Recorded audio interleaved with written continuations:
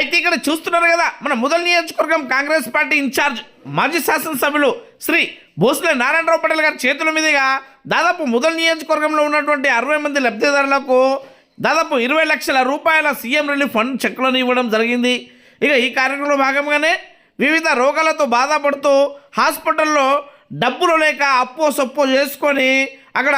తను చూపెట్టుకోవడం జరిగింది ప్రజలందరూ. ఇక ఆ అప్పును తీర్చడానికి ఎంతో కష్టమవుతున్న సమయంలో ఈ విధంగా కాంగ్రెస్ ప్రభుత్వము సీఎం రేవంత్ రెడ్డి గారు పేదలకు బాసడగా నిలవాలన్న ఉద్దేశంతో ఈ సీఎం రిలీఫ్ ఫండ్ చెక్కుల ద్వారా వెంబడి అంటే ఒక 2-3 నెలల లోపే ఈ విధంగా ఈ చెక్కులను అందిస్తున్నందుకు గాను అక్కడ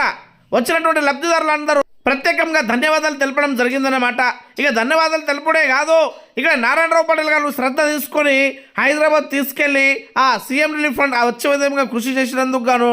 నారాయణరావు పటేల్ గారు కూడా ధన్యవాదాలు తెలిపి